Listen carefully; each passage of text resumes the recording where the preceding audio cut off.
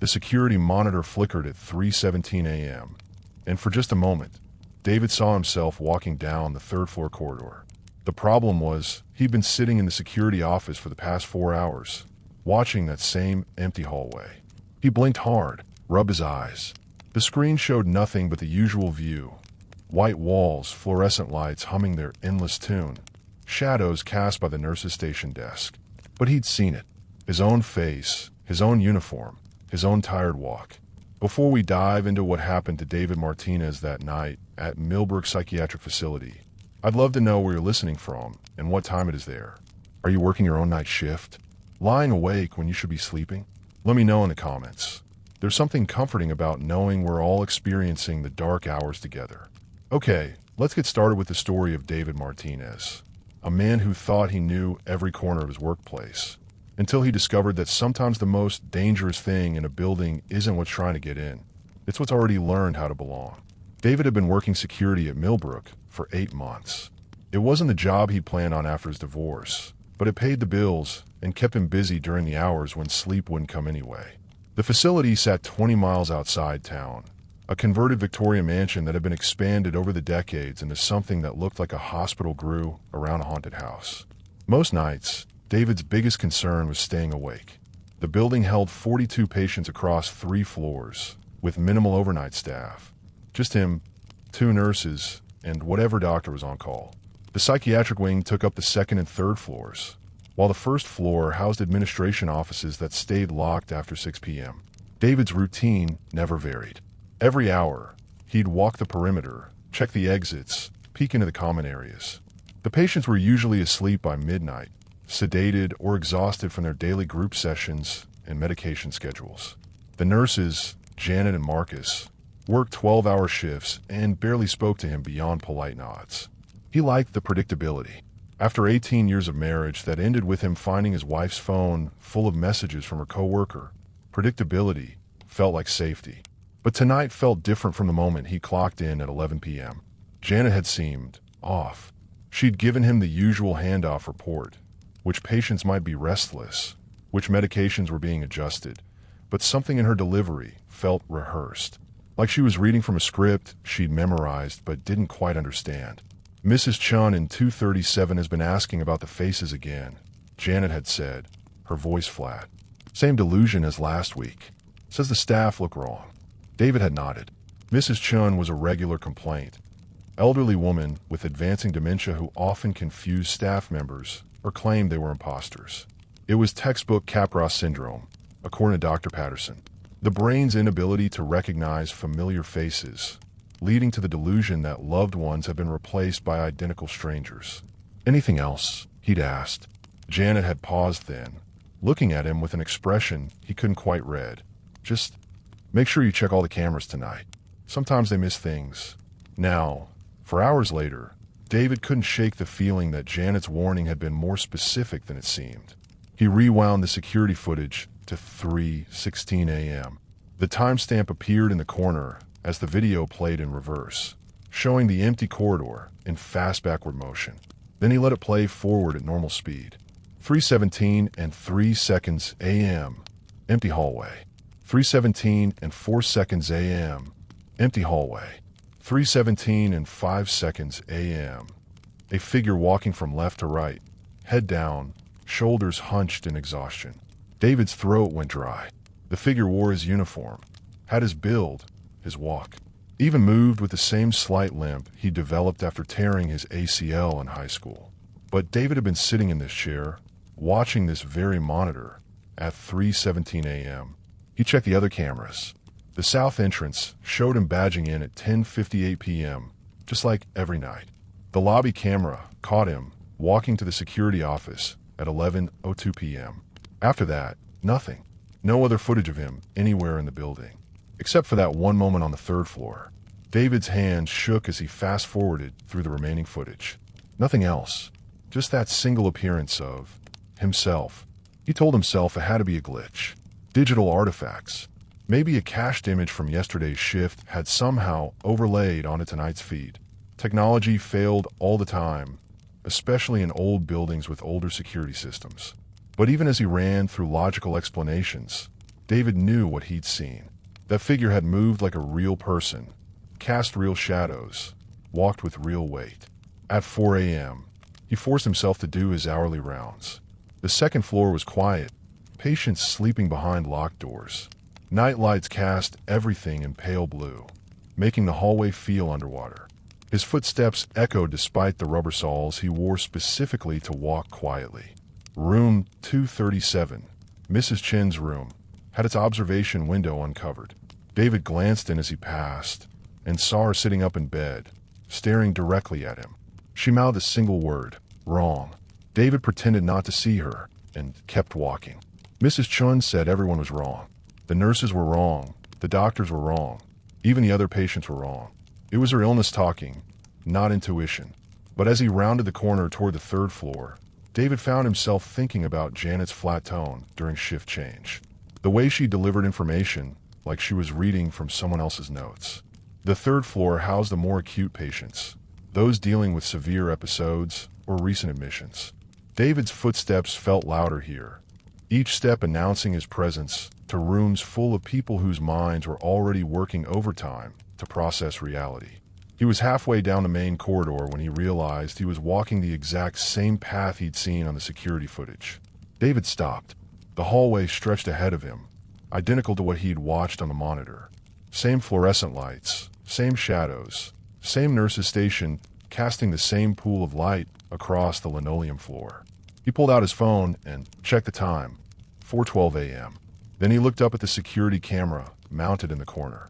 Its red light blinked steadily, recording everything, which meant somewhere, on some monitor, this moment was being watched.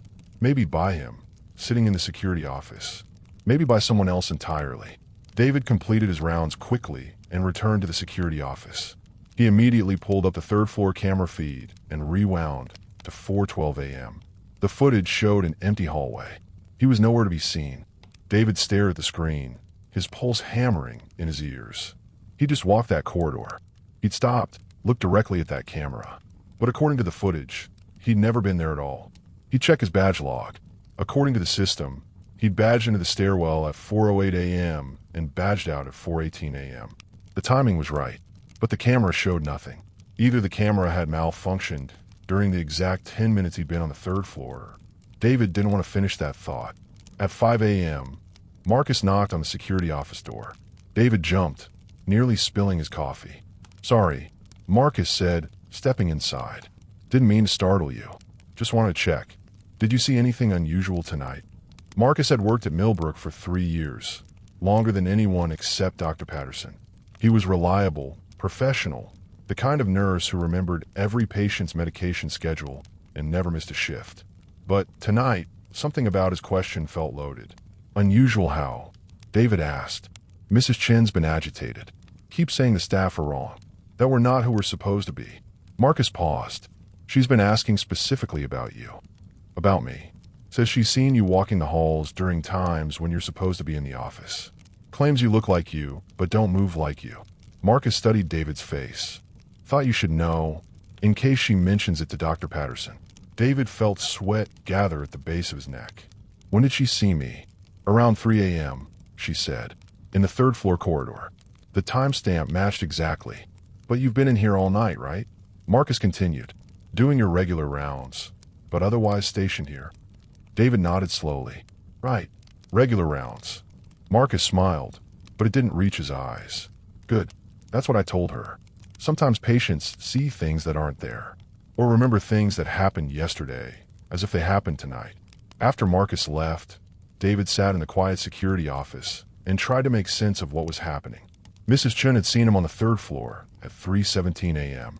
The camera had recorded him there, but he'd been sitting in this office the entire time, and when he'd actually walked that corridor at 4:12 a.m., the camera had recorded nothing. Either he was losing his mind, or something was very wrong at Millbrook Psychiatric Facility. David decided to review more footage. If there were other glitches, other impossible appearances, maybe he could find a pattern. He started with last week's recordings, fast-forwarding through hours of empty corridors and sleeping patients. Nothing unusual, just the normal rhythm of a psychiatric facility at night.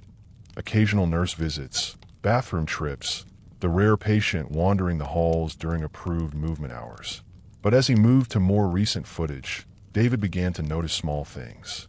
In Tuesday night's recording, Janet appeared in the second-floor medication room at 2:33 a.m. Normal enough. Nurses often had to distribute late-night medications. But when David checked the medication logs for that shift, there were no entries for 2:33 a.m. According to the records, all medications had been distributed by 11:30 p.m. In Wednesday's footage, Marcus was shown entering room 224 at 4:15 a.m. The room belonged to Mr. Hendricks, a paranoid schizophrenic who'd been admitted the previous month. But Mr. Hendricks had been discharged on Tuesday morning. The room was supposed to be empty. David pulled up the admission records. Room 224 showed as vacant from Tuesday through Friday. But there was Marcus, clear as day, entering an empty room and staying for 12 minutes. The more David looked, the more inconsistencies he found. Staff members appearing in areas they had no reason to be. Patients shown in rooms during times when they were documented as being elsewhere. Small discrepancies that would be easy to miss unless you were specifically looking for them. And always, the footage was crystal clear. No digital artifacts, no glitches, no obvious signs of tampering. Just people doing things that, according to every other record, they'd never done. David's radio crackled. Janet's voice came through, sounding even flatter than usual. Security to second floor. We have a situation with Mrs. Chun. David grabbed his keys and headed upstairs. He found Janet standing outside room 237, looking frustrated. She's barricaded herself in, Janet explained. Keeps screaming that I'm not real, that none of us are real. Through the door, David could hear Mrs. Chen's voice, high and desperate. You're not Janet. Janet has a scar on her hand. Janet wears her watch on her right wrist. You're wrong, wrong, wrong. David looked at Janet's hands. No scar. Her watch was on her left wrist. How long has she been like this? He asked. About an hour. Started right after I brought her medication. Which medication? Janet paused. Her usual. The night medication. David waited for more details. But Janet just stared at the door with vacant eyes. What specific medication? David pressed. Janet blinked slowly. I don't remember the name, but it's what she always gets. Janet was one of the most competent nurses at Millbrook. She knew every patient's medication by heart, could recite dosages and schedules from memory. The idea that she'd forget the name of a drug she'd administered dozens of times was impossible. Unless she wasn't Janet. The thought hit David like ice water. He studied the woman standing next to him, looking for something, anything, that proved she was who she appeared to be. She looked exactly like Janet. Same height, same brown hair pulled back in the same practical ponytail, same tired eyes behind wire-rimmed glasses, same uniform, same name tag, same comfortable way of standing that came from 3 years of 12-hour shifts. But Mrs. Chin was right. Janet had a small scar on her left hand from a childhood accident with broken glass. She wore her watch on her right wrist because she was left-handed, and she never, ever forgot medication names. David took a step back. Are you okay? Not Janet asked. You look pale. I'm fine, David lied. Maybe we should call Dr. Patterson. Already did. He's on his way. David nodded and walked quickly back toward the stairwell. His mind raced as he tried to process what he'd just realized. If Janet wasn't Janet, then who was she? And where was the real Janet? More importantly, if someone or something was replacing staff members, how many others had already been switched? He thought about Marcus's strange question earlier, about the security footage showing impossible things, about his own appearance in corridors he'd never walked. David reached the security office and immediately pulled up tonight's staffing records. According to the system, 3 people were on duty: David Martinez, Janet Kowalski, and Marcus Williams. Same as every night. But what if the records were wrong? What if the real staff had been replaced days or weeks ago, and only Mrs. Chen's illness, her inability to accept familiar faces as real, had allowed her to notice the difference? David's hands trembled as he opened the employee database and looked up Janet's file. Hired 3 years ago. Excellent performance reviews. Current address. Emergency contacts. Medical records. Everything looked normal, except her photo. In the employee database, Janet's photo showed a woman wearing her watch on her right wrist. but the woman upstairs wore hers on the left. David scrolled through more employee files. Marcus's photo showed him with a small mole next to his left ear. But David had spoken with Marcus face-to-face less than an hour ago, and there had been no mole. His own file showed him wearing a wedding ring in the photo. But David had stopped wearing his ring 6 months ago, after the divorce was finalized. The photos in the database showed the real staff. The people walking the halls of Millbrook were something else entirely. David's radio crackled again. Dr. Patterson's voice, security to room 237. I'm here with a patient. David didn't want to go back upstairs. He didn't want to face whatever was pretending to be his co-workers. But Mrs. Chun was the only other person who seemed to realize something was wrong. And if they sedated her or transferred her to another facility, he'd be completely alone with the imposters.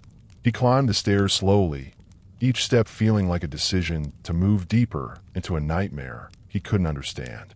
Dr. Patterson stood in the hallway with not Janet, both of them speaking in low voices. Patterson looked exactly like himself, tall, thin, graying beard, same tired expression he always wore during night calls. But David found himself studying every detail, looking for signs that this too was a replacement. Ah, David, Dr. Patterson said. Janet tells me Mrs. Chun has been having another episode. She thinks the staff are imposters, David said carefully. Yes, it's a common manifestation of her condition. The brain's inability to process familiar faces correctly leads to paranoid delusions about replacement. Dr. Patterson adjusted his glasses. We'll increase her medication and monitor her closely. Through the door, Mrs. Chin's voice had grown quieter but more urgent. Please, someone listen to me. They're not right. None of them are right. Look at their hands. Look at their watches. Look at the way they move. Please. Dr. Patterson opened his medical bag and prepared a syringe. This will help her relax. David watched him work. Every movement looked normal, professional, exactly like the Dr. Patterson he'd known for 8 months. But doubt crept through his mind like cold water. Doctor, David said, can I ask you something? Of course. What's your daughter's name? Dr. Patterson paused, the syringe halfway prepared. I'm sorry, your daughter. You mentioned her last month when you were talking about college costs. Dr. Patterson's face went blank for just a moment. Then he smiled. Emily. My daughter's name is Emily. David nodded, but his stomach dropped. Dr. Patterson's daughter was named Sarah. He talked about her violin recitals, her acceptance to pre-med programs, her part-time job at a veterinary clinic. Her name was definitely Sarah, which meant Dr. Patterson had been replaced too. David, not Dr. Patterson asked, are you feeling all right? You look concerned. I'm fine, David said. Just tired. But he wasn't fine. He was trapped in a building full of people who looked exactly like his co-workers, but weren't them. People who knew enough to perform their jobs, but missed the small, personal details that made them human. And if they replaced Janet, Marcus, and Dr. Patterson, it was only a matter of time before they came for him. If they hadn't already. David backed away from the group as Dr. Patterson unlocked Mrs. Chen's door. The elderly woman had gone quiet, but David could see her eyes through the small window, wide, terrified, darting between the 3 figures entering her room. Please, she whispered as they approached her bed. I know you're not them. I know. Mrs. Chun, not Dr. Patterson said gently. This medication will help you feel better. No, she said, but her voice was weak now, defeated. No, please don't. Someone has to remember. Someone has to know they're gone. David watched through the window as they held her down, administered the injection. Mrs. Chin's struggles grew weaker until she lay still, eyes open but vacant. Not Janet turned toward the door, and for a split second, David saw something in her expression. Something that looked almost like satisfaction. She'll sleep now. Not Dr. Patterson said as they filed out of the room. No more disturbances tonight. David nodded and tried to look normal, but his heart was pounding so hard he was sure they could hear it. As soon as they were gone, he rushed back to the security office and locked the door behind him. He had to think, had to figure out what was happening and how to survive it. David pulled up the employee records again and started cross-referencing them with the security footage. If he could find a pattern, when the replacements had started, how they chose their targets, maybe he could understand what he was dealing with. The first inconsistency appeared in footage from 2 weeks ago. Marcus entering the building at 10:45 p.m., 15 minutes before his shift started. But the time clock showed him badging in at his usual 11 p.m., which meant there had been two Marcus Williams in the building that night, the real one and something else. David fast-forwarded through that night's footage and found them both. Real Marcus, moving with his usual efficiency, checking on patients with genuine concern in his body language. And other Marcus, walking the same routes but with subtle differences, too straight posture, mechanical movements, eyes that scanned rooms like cameras instead of looking at people. By 3 a.m. that night, only other Marcus remained. Real Marcus never appeared on camera after 2:47 a.m. David's hand shook as he searched further back. Janet's replacement had happened 5 days ago. Dr. Patterson, just 3 days ago. Each time, the pattern was the same. Two versions coexisting briefly, then only the fake remaining. But what happened to the real people? David was about to search for more footage when he heard footsteps in the hallway outside the security office. Slow, measured steps that stopped directly outside his door. A soft knock. David, not Janet's voice. Can I come in? David's throat went dry. I'm busy with the security logs. It'll just take a minute. I wanted to check on you. You seemed upset earlier. He looked at the door handle. Still locked. But how long would that stop them if they really want to get in? I'm fine, David called out. Just tired. Silence. Then, David, I know this is hard to understand, but we're trying to help. David felt ice water flood his veins. We. She'd said we. Help with what? You've been under a lot of stress since your divorce. Working alone, sleeping poorly, questioning your own perceptions. We've been watching you, David. We've seen how isolated you've become. David pressed himself against the far wall of the security office. The voice outside was still Janet's voice, but the words were wrong. Too knowing. Too specific. We can take that burden away. Not, Janet continued. You don't have to be alone anymore. You don't have to carry all that pain from your failed marriage, all that doubt about your worth as a person. We can be you, David. The version of you that sleeps peacefully. The version that doesn't spend every night replaying arguments that ended months ago. David's mind raced. They knew about his divorce, his insomnia, his tendency to obsess over past failures. But how? He'd never discussed personal details with his coworkers. Had they been watching him longer than he realized? Open the door, David. Let us help you. David looked at the security monitors. The hallway outside showed only empty space. No Janet, no anyone. But he could hear her voice clearly right outside his door, which meant either the cameras were lying or something was speaking that didn't show up on video. Where's the real Janet? David asked. A pause. Then, there is no real Janet anymore. There's only us. And soon, there will only be us for you two. David grabbed his radio and switched to the emergency channel. This is security requesting immediate police assistance at Millbrook Psychiatric Facility. We have an intruder situation. Static answered him. He tried his cell phone. No signal. The voice outside had gone quiet, but David could feel a presence still there, waiting. He turned to the security monitors and started checking every camera in the building.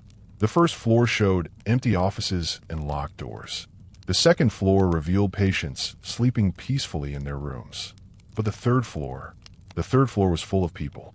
David counted at least 20 figures moving through the corridors, entering and exiting rooms. Some looked like staff members he recognized. Multiple versions of Janet, Marcus, Dr. Patterson. Others appear to be patients, but walking freely through areas that should have been locked.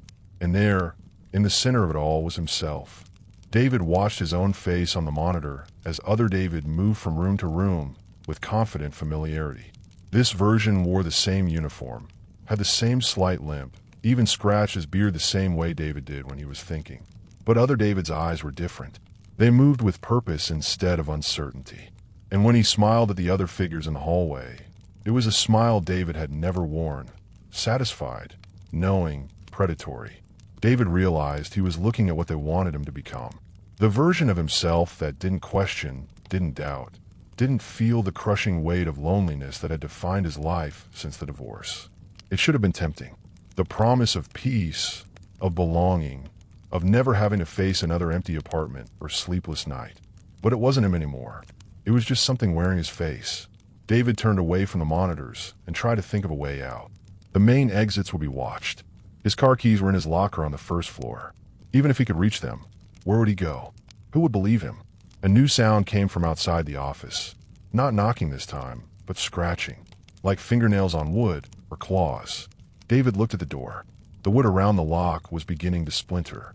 Whatever was out there had stopped pretending to be human. David grabbed the office chair and wedged it under the door handle. It wouldn't hold for long, but it might buy him time to find another exit. The scratching grew louder, more insistent. David could hear other sounds now too. Multiple voices whispering in the hallway, overlapping conversations in familiar tones. Janet discussing medication schedules. Marcus talking about patient rotations. Dr. Patterson explaining treatment protocols. But underneath their words, David heard something else. A wet, sliding sound, like something large moving across the floor. David forced himself to look at the monitors again. The third floor was even more crowded now, filled with dozens of figures that all looked like people he knew. But they were moving wrong. Too fluid, too coordinated, like a single organism with multiple bodies. And they were all looking directly at the cameras. Looking directly at him. David's breath came in short gasps as he realized the truth. They didn't just want to replace him. They'd been studying him for weeks, learning his routines, his mannerisms, his deepest fears and desires. The security footage showing him in places he'd never been wasn't a glitch or a threat. It was practice. The scratching at the door intensified, and David heard the wood begin to crack. He had maybe minutes before they broke through. David looked around the security office for anything he could use as a weapon. A heavy flashlight, a fire extinguisher, a letter opener from the desk drawer. Nothing that would stop whatever was coming for him. But maybe he didn't need to stop them. Maybe he just needed to prove they weren't human. David grabbed the office camera, a small digital device used for documenting incidents, and started recording. If he was going to die tonight, at least there would be evidence. The door splintered with a loud crack, and the chair fell away. But instead of the inhuman thing David expected, Janet walked in. Normal Janet, looking concerned and slightly out of breath. "David, thank God. I've been looking everywhere for you." She closed the door behind her and leaned against it. "Something's wrong with this place. I think someone's been drugging the staff." David kept the camera running, but didn't lower it. "Prove you're really Janet." "What? Tell me about your scar. The one on your hand." Janet held up her left hand, showing a thin white line across her palm. "Broken glass when I was 7. My brother dared me to pick up pieces from a window he'd broken with a baseball." David felt a surge of hope. The scar was there. The real Janet was back. "Your watch," he said. Janet held up her right wrist, showing the practical timepiece she always wore. "Are you okay, David? You look terrified." David started to lower the camera, relief flooding through him. But then he noticed something that made his blood freeze. The scar was on Janet's left hand. Her watch was on her right wrist. Both details were correct, but Janet was right-handed. She'd always worn her watch on her left wrist because it was more comfortable. David had watched her check the time hundreds of times over the past 8 months. This thing had learned about the scar from his questions to the other fake. It had adjusted its appearance based on what he'd said he was looking for. It was learning from him in real time. "David," not Janet said, stepping closer. "You're scaring me. Put down the camera and tell me what's happening." David backed against the wall, camera still recording. "You're not Janet." "Of course I'm Janet. Look at me. I have the scar you asked about. I'm wearing my watch the right way. What else do you need?" Janet is right-handed. She wears her watch on her left wrist. Not Janet's expression didn't change, but something shifted behind her eyes. A flicker of calculation. "I've been stressed lately," she said. "I switched wrists because the watch was bothering me." It was a reasonable explanation, almost believable. But David had seen that flicker, that moment when the thing behind Janet's face had to process new information and adjust its story. "What's my middle name?" David asked. I don't know your middle name, David." "Why would I? What about my ex-wife's name?" "David, you never talk about personal things. I don't know anything about your divorce." But the thing outside his door had known. It had known about his insomnia, his isolation, his tendency to replay arguments from his failed marriage. If this was really Janet, how could she know less than the imposter? David kept recording as not Janet took another step forward. "David, I need you to trust me. There are others in the building, patients who've gotten out of their rooms somehow. They're not acting like themselves. We need to get out of here. What others? Mrs. Chun is walking the halls. But she's not confused anymore. She's lucid, and she's angry. She keeps saying we're all wrong, all fake. She's gathering the other patients, telling them the staff can't be trusted. David felt a cold realization wash over him. If Mrs. Chun had been given sedatives, she should be unconscious for hours. But if she was walking around lucid and angry, that meant the medication Dr. Patterson gave her didn't work, David said. Right. That's what I'm trying to tell you. Someone's been tampering with our medications, our equipment. We can't trust anything in this building. But David was thinking about something else. If the sedative hadn't worked on Mrs. Chun, it meant the thing pretending to be Dr. Patterson didn't actually know how to properly administer medication. It had the appearance down, the general procedures, but not the specific medical knowledge, which meant there might be other gaps in their knowledge, other ways to tell them apart from the real staff. Janet, David said, what's the first rule of psychiatric nursing? Not Janet paused. Patient safety is always the priority. No, the first rule is never turn your back on a patient you don't know. Patient safety is the goal, but situational awareness is the first rule. Not Janet's expression remained pleasant, but David saw that flicker again. The momentary pause as it processed information it didn't have. You're right, it said finally. I misspoke. I'm rattled by everything that's happening. David knew he was running out of time. The thing was adapting too quickly, learning from every interaction. Soon it would be indistinguishable from the real Janet. But right now, in this moment, David had one advantage. It still needed him to cooperate. It was trying to earn his trust instead of simply overpowering him, which meant it wasn't as strong as it wanted him to believe.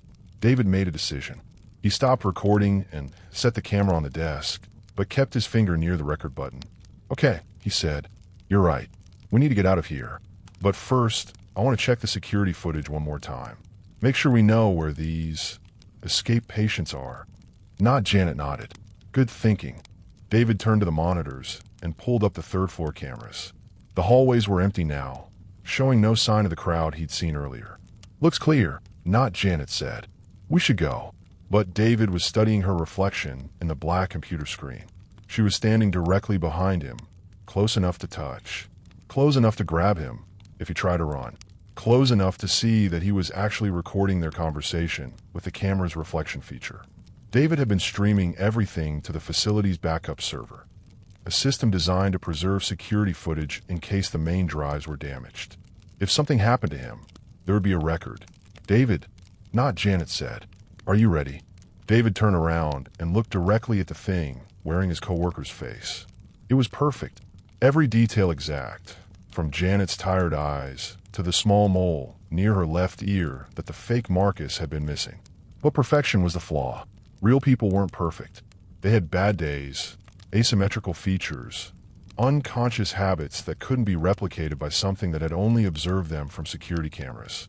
"I'm ready," David said. Not Janet smiled and opened the office door. The hallway beyond was dark, lit only by emergency lighting that cast everything in red. "Stay close to me," she said. David followed her out of the office, but kept several feet between them. As they walked toward the main stairwell, he noticed that Not Janet's footsteps made no sound on the linoleum floor. Real Janet's shoes always squeaked slightly on the smooth surface, a minor annoyance she complained about during previous night shifts. This Janet moved in perfect silence. David's radio crackled suddenly, making both of them jump. A voice came through, Mrs. Chun, somehow speaking through the facility's communication system. "David, if you can hear this, don't trust anyone. They took the others. They took them, and they're wearing their faces. I'm in the basement. I found where they keep them. Oh God, David, I found where they keep them." The transmission cut to static. Not Janet grabbed David's arm. "We need to get out of here now. Mrs. Chun is clearly having a psychotic break." But David was thinking about the basement. Millbrook didn't have a basement. The building had been constructed on a concrete slab, with all utilities running through the first floor. Unless something had been digging. David pulled away from Not Janet's grip. "I'm going to check on Mrs. Chun." "David, no. She's dangerous in this state. She's an elderly woman with dementia. How dangerous can she be?"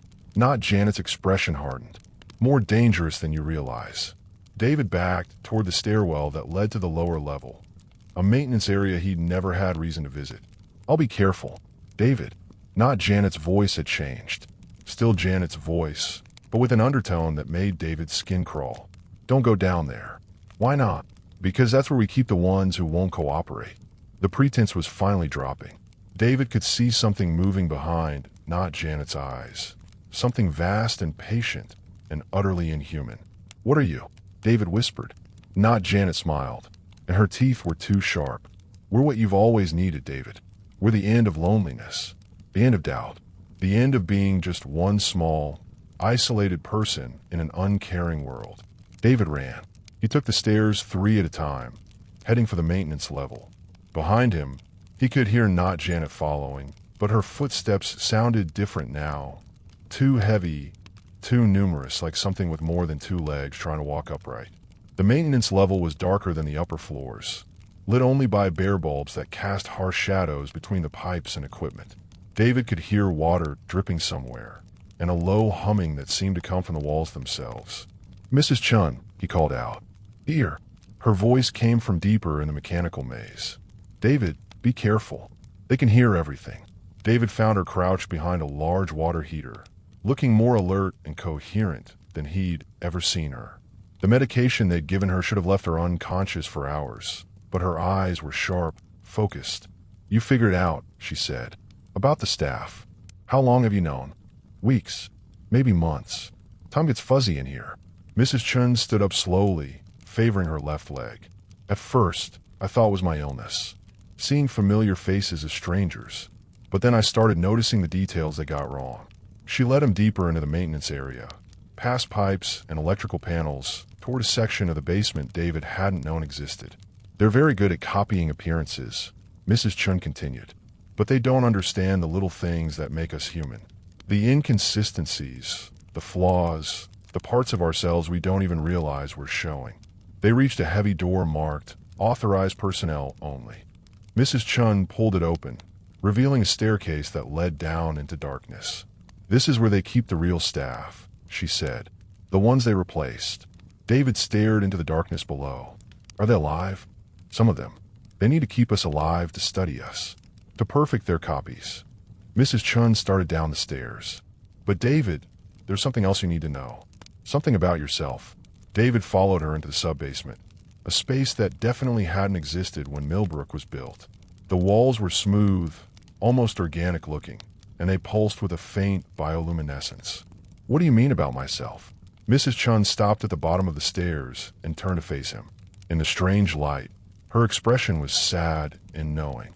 David, how long do you think you've been working at Millbrook? 8 months. Since last October. And before that. David opened his mouth to answer, then stopped. He couldn't remember what he'd done before Millbrook. The divorce, yes, that was clear in his memory. But his previous job, where he'd lived, what he'd done in the months between his marriage ending and starting work here. Nothing. David, Mrs. Chun said gently, you've been here for 2 years. Not 8 months. 2 years. The world seemed to tilt around him. That's not possible. They've been working on you the longest. Studying you, replacing your memories bit by bit. You're their prototype. Mrs. Chun touched his arm. The question is, how much of the real David is left? David felt like he was falling through space. If Mrs. Chun was right, then everything he thought he knew about himself was a lie. His memories, his sense of time, his understanding of who he was, all of it could be artificial. But I remember my divorce. I remember my wife leaving. Do you remember her face? David tried to visualize his ex-wife and realized he couldn't. He remembered the pain of betrayal, the anger, the loneliness, but not her actual features, not her voice, not any specific moments they'd shared. They kept the emotions but erased the details, Mrs. Chun explained. It makes you easier to control. You feel isolated and damaged, so you don't form connections with people who might notice when you start acting differently. David leaned against the wall, struggling to process what she was telling him. If I'm not real, then how am I here talking to you? Because some part of the real David is still fighting, still questioning. That's why they haven't been able to complete the replacement. Mrs. Chun smiled sadly. You're stuck between versions of yourself, and that's what's keeping you human. They moved deeper into the sub-basement, past strange alcoves that looked almost like cells. In some of them, David could see figures lying motionless, people in hospital scrubs and security uniforms. "Is that the real Janet?" David asked, pointing to one of the alcoves. "Yes, and Marcus and Dr. Patterson. They're alive but dormant. The things upstairs keep them here to reference when they need to update their performances." David stared at the real Janet's face. She looked peaceful, almost like she was sleeping. But there was something wrong with her skin. It had a waxy, artificial quality, like she was slowly becoming less real. "What are these things?" David asked. "Where did they come from?" "I don't know exactly, but I think they've been here longer than the hospital. Maybe they were here when this was just empty land, and the building was constructed on top of them." Mrs. Chun touched one of the pulsing walls. "They learn by mimicking. They've probably copied and replaced entire communities over the years." David heard footsteps on the stairs behind them, multiple sets, moving in perfect synchronization. "They found us," Mrs. Chun whispered. The footsteps grew closer, and David could hear voices now. Not Janet, not Marcus, not Dr. Patterson, all calling his name with fake concern. "David, where are you? We're here to help." "There's another way out," Mrs. Chun said, leading him toward the back of the sub-basement. "But David, you need to understand something. Even if we escape, even if we get help, you might not be able to return to your old life." "What do you mean?" "You don't know how much of yourself is real anymore. How much of your personality, your memories, your identity came from them." Mrs. Chin stopped at what looked like a service tunnel. "You might be more them than you at this point." The voices behind them were getting closer. David could see lights moving in the darkness, flashlight beams searching the alcoves. "Then what's the point of running?" David asked. Mrs. Chin looked at him with fierce determination. "Because the part of you that's asking that question, that's still you. That's the part worth saving." David made his choice. He followed Mrs. Chun into the service tunnel, crawling through the narrow space as the voices behind them grew fainter. They emerged outside the building through a drainage outlet, gasping in the cold night air. David's car was still in the parking lot, keys in his pocket where he'd left them. "Where can we go?" David asked. "Anywhere but here. We need to find people who knew the real staff, people who can verify what we're saying." Mrs. Chun got into the passenger seat. "But David, promise me something." "What?" "If you start to feel like you're losing yourself, if the fake memories start to feel more real than this moment, you'll fight them. You'll remember that you chose to run, chose to save me, chose to remain human." David started the car and drove away from Millbrook's psychiatric facility. In the rearview mirror, he could see figures standing in the doorway, watching them leave. They looked like people he knew, but they stood too still, too perfect. As they drove through the empty countryside, David tried to hold on to what felt real. Mrs. Chin's presence beside him, the cold air coming through the vents, the weight of his own uncertainty. He didn't know how much of himself was authentic anymore, but he knew he'd chosen to doubt, chosen to run, chosen to help someone else instead of accepting the easy promise of belonging. Maybe that was enough. Maybe the choice to remain human was what made him human, regardless of what memories were real or artificial. David drove toward the distant lights of town, carrying Mrs. Chun toward safety and carrying himself toward whatever version of his life he could still call his own. Behind them, Millbrook Psychiatric Facility continued its work, practicing new faces for the day when it would need to expand beyond a single building, beyond a single community. The patients in their rooms slept peacefully, unaware that their caregivers were studying them, learning them, preparing to become them. And in the morning, new staff would arrive for the day's shift, never knowing that the people training them weren't quite people at all. But somewhere in the basement, in the darkness between what was real and what was replacement, the original staff dreamed of being themselves again. And sometimes, in the deepest part of sleep, they almost remembered their own names.